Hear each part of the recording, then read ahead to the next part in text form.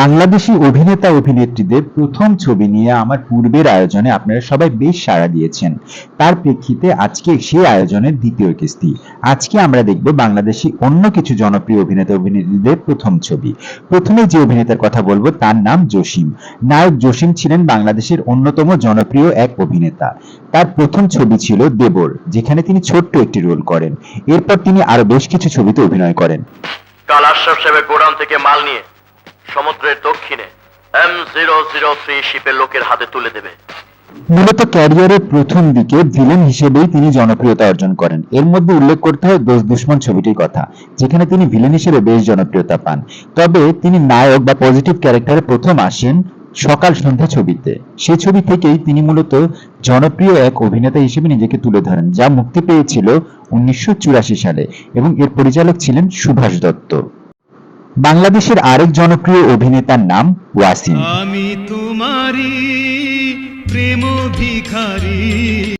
ওয়াসিম প্রথম অভিনয় করেন ছন্দ হারিয়ে গেল নামক ছবিটিতে, যদিও সেটি তার প্রধান চরিত্র নয়। প্রধান চরিত্রের প্রথম অভিনয় রাতের পরের দিন, যা মুক্তি পেয়েছিল 1973 সালে। এরপর যার কথা বলবো তিনি বাংলাদেশের অন্যতম জনপ্রিয় অভিনেত্রী সুচন্দা। তিনি ছিলেন 60-এর দশকের লেডি সুপারস্টার। তার সব ছবি ছিল জনপ্রিয়।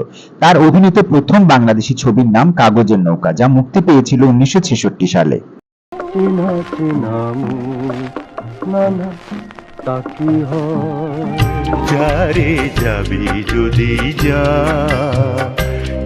জাফর ইকবাল ছিলেন বাংলাদেশের অন্যতম জনপ্রিয় রোমান্টিক অভিনেতা।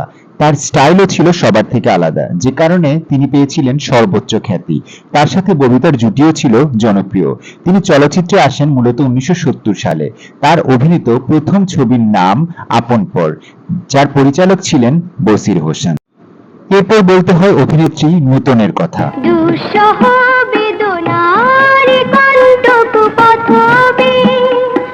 জনপ্রিয় অভিনেত্রী নূতন চলচ্চিত্রে আসেন 1970 সালে। তার অভিনীত প্রথম মুক্তিপ্রাপ্ত ছবির নাম নতুন প্রভাত। বাংলাদেশের ছবিতে মেগাস্টারের খ্যাতি পেয়েছিলেন উজ্জ্বল। তিনি ছিলেন বেশ জনপ্রিয় একজন অভিনেতা। উনি চলচ্চিত্রে আসেন 1970 সালে। তার অভিনীত প্রথম ছবির নাম বিনিময়। বাংলাদেশি ছবির জনপ্রিয় অভিনেত্রী সুচরিতা। তিনি মূলত শিশু শিল্পী হিসেবে তার ক্যারিয়ার শুরু করেন।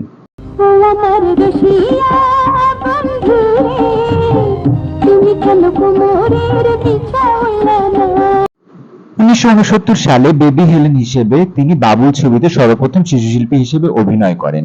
এরপর বড় হওয়ার পর তিনি প্রথম নায়িকা হিসেবে যে ছবিটিতে অভিনয় করেন সে ছবিটির নাম স্বীকৃতি, যা মুক্তি পেয়েছিল 1972 সালে।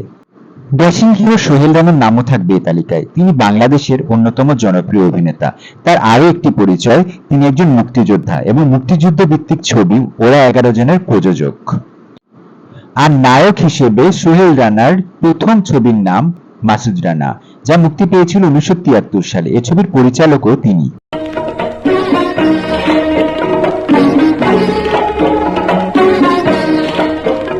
রেজিনা বাংলাদেশ চলচ্চিত্রের অন্যতম সুন্দরী এবং জনপ্রিয় অভিনেত্রী। তিনি তার অভিনয় দক্ষতা দিয়ে সবার মন জয় করেছিলেন। তিনি সর্বপ্রথম 1976 সালে জানোয়ার ছবিতে একটি বিশেষ দৃশ্যে অভিনয়ের মাধ্যমে ক্যারিয়ার শুরু করেন, যদিও তার চলচ্চিত্র ক্যারিয়ার শুরু হয় রাজমহল ছবিটি দিয়ে, যা মুক্তি পেয়েছিল 1976 সালে।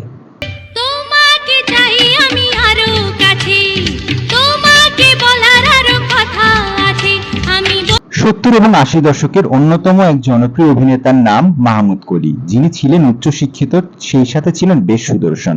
তার অভিনীত প্রথম বাংলাদেশী ছবির নাম প্রিয়তমা, যা মুক্তি পেয়েছিল 1973 সালে। তবে তিনি নায়ক হিসেবে প্রথম ছবিতে আসেন মস্তান নামক ছবিটিতে, যা মুক্তি পেয়েছিল 1975 সালে। আমায় তুমি ভালোবাসো। আমাদের আজকের আয়োজন এই পর্যন্তই। দেখা হবে পরবর্তী আয়োজনে। আপনারা অবশ্যই কমেন্ট করে জানাবেন পরবর্তী আয়োজনে আমি কোন অভিনেতা অভিনেত্রীর প্রথম ছবি তুলে ধরব। ধন্যবাদ সবাইকে।